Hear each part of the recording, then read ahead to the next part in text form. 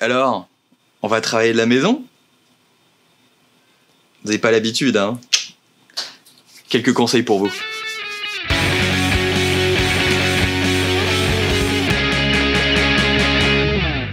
Warketeux, warketeuses, bonjour, je suis Olivier, entrepreneur à Los Angeles, et aujourd'hui, on va parler de télétravail, puisqu'apparemment c'est la nouvelle tendance en France, le télétravail, merci Covid-19. C'est vrai que le télétravail en France, c'est pas quelque chose de vraiment développé. Moi, je me souviens quand je travaillais en France, c'était plutôt mal vu, et ce que j'ai cru comprendre, c'est que c'est encore un petit peu mal vu aujourd'hui.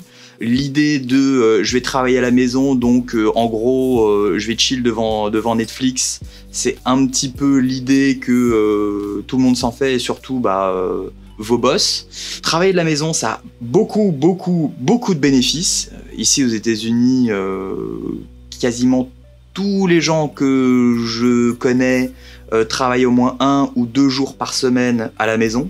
Mais là n'est pas le sujet, il y a quelques petits trucs à savoir quand vous travaillez à la maison, sachant qu'il y a quelques petites subtilités version coronavirus qu'il faut absolument savoir, surtout si vous travaillez de chez vous, qui sont pas cool.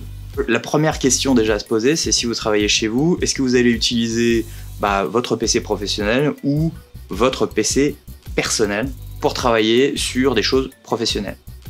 Si vous avez déjà un PC professionnel, normalement, il y a une forte chance que vous ayez un VPN qui soit fourni avec pour que vous puissiez vous connecter à des données un peu touchy en toute sécurité. Et dans ces cas-là, n'oubliez surtout pas de l'activer si c'est pas automatique.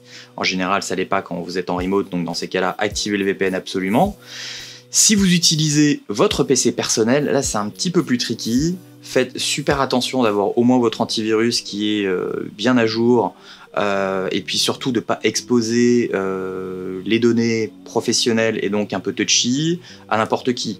Ne lisez pas des choses confidentielles si vous travaillez dans un environnement, normalement vous n'êtes pas censé, mais dans un environnement tel que un café ou ce genre de choses. Si vous allez faire une petite pause clope ou une petite pause pipi, n'oubliez pas de locker votre ordinateur, on ne sait jamais, mais surtout essayez de vous cantonner au site web que vous connaissez et que vous avez l'habitude de visiter.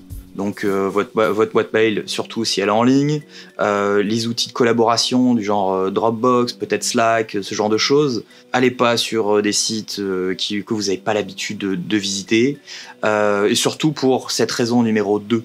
Et la raison numéro 2, c'est surtout les attaques phishing, tout ce qui est hameçonnage. Faut faire très attention en ce moment.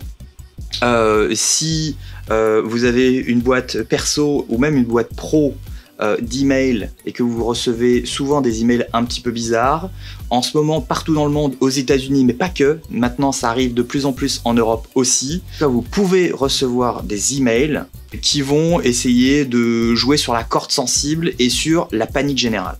Et ça, il faut faire super gaffe. On appelle ça le phishing, hein. Ce sont des contrefaçons d'emails qui sont là pour essayer de vous voler vos données et de vous loguer quelque part, etc. Donc si vous recevez des emails qui parlent de comment prévenir le virus, ou alors un truc du genre urgent, vous avez été en contact avec un patient contaminé, ou encore un truc du genre des kits de test sont à disposition, mais dépêchez-vous car les stocks sont très limités, faites attention à ce genre d'email. Il y a de fortes chances que ce soit pas des trucs legit, et que y ait des gens qui soient malhonnêtes derrière et qui essayent de vous voler de l'argent, de vous voler vos données, de faire ce genre de choses. Et ils vont essayer de vous titiller sur la corde sensible, qui est évidemment la peur, la psychologie, ce genre de choses. Si vous travaillez à distance, peut-être que vous n'avez pas forcément les filtres anti-phishing nécessaires pour pouvoir faire en sorte d'être protégé contre ce genre de choses. Si vous recevez des emails bizarres, triple check s'ils sont legit ou pas. Et en règle générale, c'est qu'ils ne le sont pas. Ensuite, évidemment, travailler à distance, ça veut dire aussi travailler avec les autres. Il y a beaucoup d'outils de meeting en ligne qui sont gratuits et qui sont très bien. Donc là, encore une fois, il n'y a pas d'excuse, ça coûte rien du tout.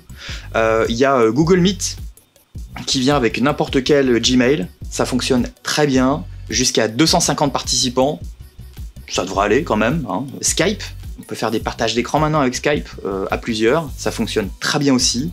Pareil, là c'est plutôt du côté de Microsoft, ça fonctionne nickel.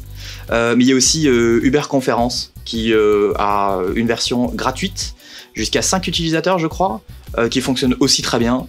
Donc si vous utilisez un des trois, faut surtout pas hésiter à les utiliser pour pouvoir collaborer et pour pouvoir continuer à avoir un contact physique avec vos collègues. Et puis surtout, c'est gratuit. Donc pas besoin de dépenser le moindre sou pour pouvoir être efficace.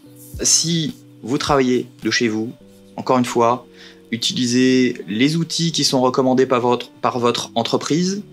Utilisez au maximum les sites qui sont sécurisés HTTPS. Si vous avez la possibilité d'utiliser un VPN, de locker vos sessions tant que vous pouvez.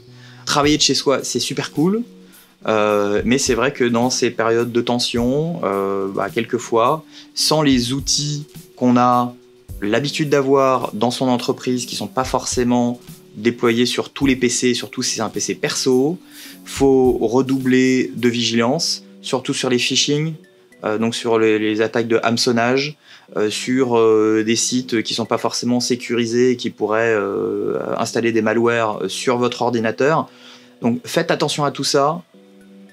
Mais mis à part ça, écoutez, rushez un bon coup, travaillez bien, comme ça, pas de commute, donc pas de trajet. Ça c'est quand même pas mal, ça fait un petit peu plus de dodo le matin. Vous rentrez plus tôt chez vous le soir, en tout cas vous avez fini plus tôt. Ça permet de profiter un petit peu plus de sa famille et peut-être de vos passions, hein, jouer de la guitare, jouer aux jeux vidéo, regarder Netflix, faire une collection de timbres, je ne sais pas. En tout cas, profitez bien, faites attention à vous. Et puis, moi, je vous dis à une prochaine vidéo où on essaiera de parler d'un truc un petit peu plus happy.